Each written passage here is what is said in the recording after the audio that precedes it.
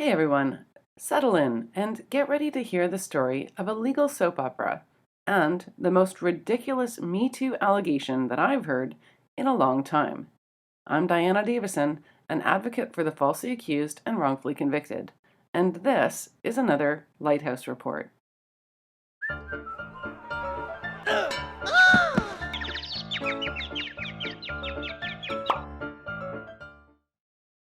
When people are falsely accused of sexual assault or harassment, motive is always the first question. Why would someone lie? In the case of New York lawyer Don Lewis, he knows the answer to that question. Lewis says he blew the whistle, and the Pierce Bainbridge managing partner, John Pierce, who staff has variously referred to in writing as a narcissistic sociopath, lunatic, and totally bonkers, set out to destroy his life. Part of that campaign against Lewis involves a ludicrous allegation of sexual misconduct. But first, the whistle in this case happens to involve $1 billion and something called third-party litigation funding. These are cases in which a law firm will predict how much money a lawsuit is worth, and then investors can help fund the litigation in exchange for a healthy return on their investment, if the lawsuit is successful. Of course, they also take a risk that the case will fail and their investment will be lost. This Forbes article describes the situation specific to the Lewis case as described in the court documents. Pierce Bainbridge, founded in 2017, has employed an aggressive marketing and PR strategy to attract talent and money. A recent suit filed by Don Lewis, a former partner, levies explosive and detailed allegations of serious financial improprieties. Lewis alleges Pierce inflated case values, engaged in self-dealing, failed to pay debts as they became due, and manipulated clients with gifts. Lewis states, "I was illegally expelled for speaking up. UCC liens filed in March show a $9,157,072.95 default to Pravati. A $9.1 million default in just 2 years is hardly innovative. If used responsibly, which is not the case at my former firm, litigation financing is a fantastic tool to increase access to justice." End quote. Reached for comment on this article, John Pierce states, Mr. Lewis's allegations are not true, as Pravati itself has confirmed. He then continues on to affirm how useful litigation funding can be, that his company is using it in a groundbreaking way. But what Don Lewis has alleged has been subsequently supported by the firm's failure in a $1 billion case. The timeline is laid out nicely in this article. Take particular note that the client had been prepared to settle for $400,000 before Pierce Bainbridge took over the case and declared that they could get a much inflated $1 billion out of it, and ultimately got the grand total of $0. The firm is quite new, but if their track record fills with this kind of loss, the bubble is going to burst at some point. So, back to the Law Fuel article. Lewis has one of the partners in the firm saying, in writing, "I've done some crazy shit in my life, really crazy, but this is by leaps and bounds the most insane thing I've ever been involved with." Now, this is one of many things that Don Lewis has in writing attached to support his lawsuit against the firm in New York. So, this is step one in the insanity to follow. Don Lewis says he confronted John Pierce about his concerns with some of the things he was hearing from the company bookkeeper, and the retaliation was swift. Lewis was immediately blocked from his email and told that he was put on leave pending a sexual harassment investigation. While on suspension, he was to have no contact with any member of the firm. This workplace investigation seems to have been handled much like the Title IX university cases, in which the accused is not given the ability to fully know the accusations, nor to cross-examine their accuser, nor to make any sort of meaningful answer or defense, which usually, and I'd say by design, results in a finding of guilt. But before the investigation was concluded, Lewis was fired for contacting one of the partners while waiting for the outcome. And that is where the rapid-fire lawsuits start getting filed. Lewis was preparing to file a claim for wrongful dismissal in New York and entered into what he thought were good faith negotiations. Meanwhile, Pierce Bainbridge, or PB, filed a lawsuit in LA to beat Lewis to the punch. There are some other court filings in New York which were put under seal, but that's a bit too complicated to get into at the moment. What I want to look at is the description in the LA suit filed by PB in which they describe this alleged sexual misconduct. Now keep in mind that John Pierce has described this accusation as credible in a big rant he posted on LinkedIn. Get ready, because this is hilarious.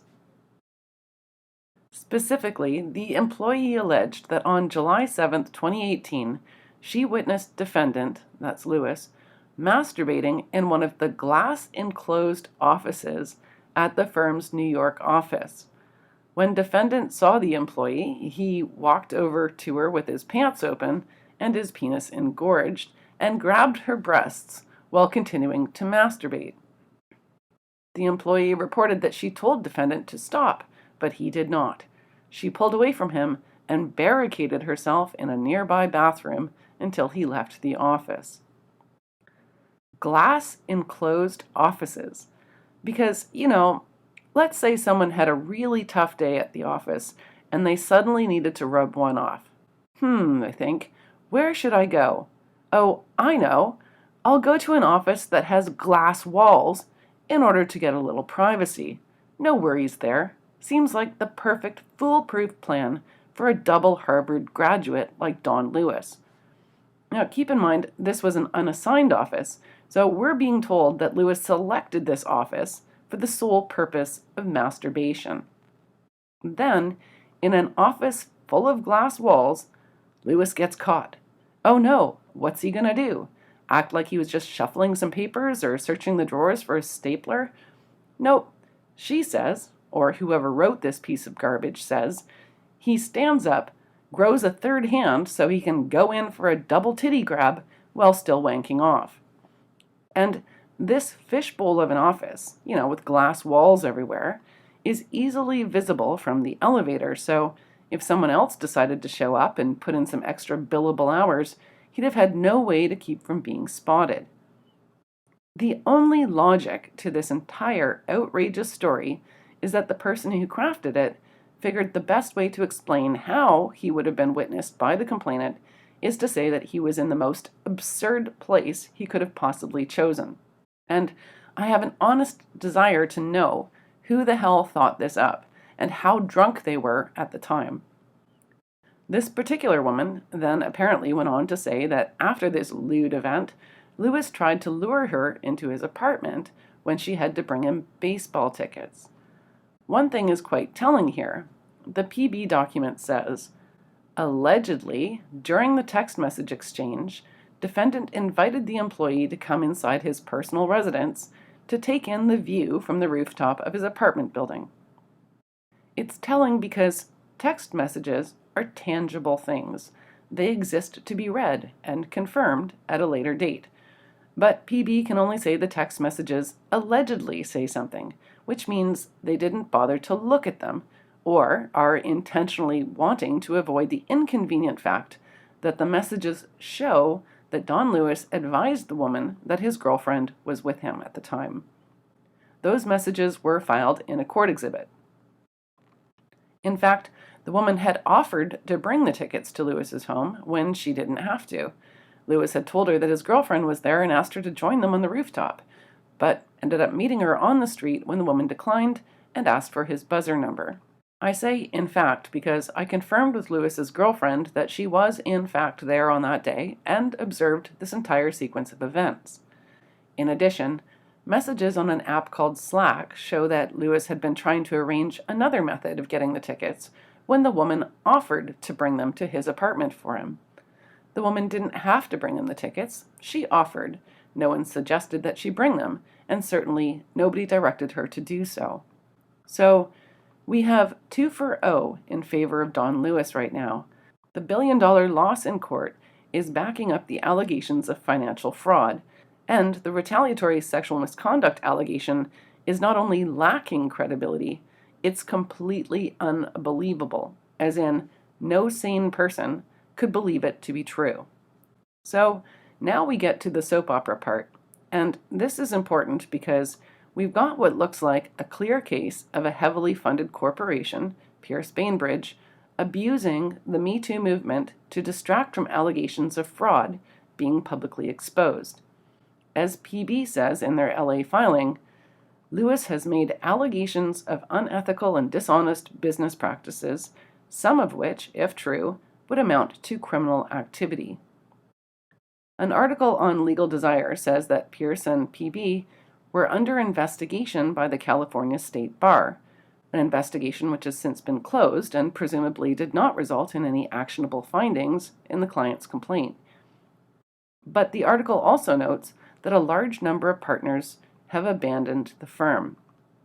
Meanwhile, Lewis is left to somehow fund the battle to both clear his name, get compensation for the manner of his firing, and, if he's correct, expose the dangers for any investor who could get duped by this litigation funding scam.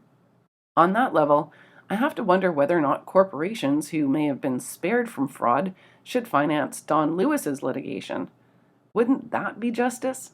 Truly karmic. Now, I'll leave you with Don Lewis's response to the LA lawsuit, which gives a good summary of his recollection of the sequence of events. There are a multitude of signs which, standing alone, strongly suggests a cover-up. Attempts to immediately demonize me and shatter my credibility through abject lies, including false allegations of sexual misconduct. Forced isolation, which overrode the will of the partners to allow me to work from home during the investigation, in scare quotes. Immediately locking me out of all my accounts.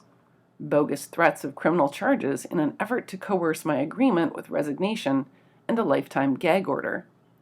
Offer to, quote, negotiate the investigation findings, end quote, in exchange for a lifetime gag order, constitutionally violative gag order specified in my illegal termination letter, the gag order that remains on all PB employees to this day, email threat from Pierce shortly after I was terminated to let it go, or I'll see you on a witness stand someday.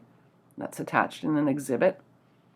An anime Facebook page in false accuser's name with a comment by that same person just 3 days after I was banished, stating, "I'm cashing in tonight."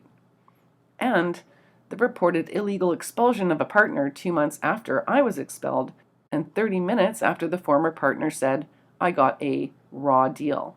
Then, during 50-day negotiations, PB threatened me with Me Too backlash and career killer admonitions. So, just think about this. Don Lewis is a Harvard-educated lawyer. What do people do when this happens to them and they can't defend themselves in court? As it is, even with his ability to assist in his own defense, he is David going up against Goliath. He's the exact kind of guy third-party litigation funding was designed to help. For most people, the prospect of years of litigation are too great a cost, and the prospect of recovering damages, if you win, are too low. But at the very least, Don Lewis is making sure that his side of the story is heard. And usually, that's the main thing that people want after they've been falsely accused.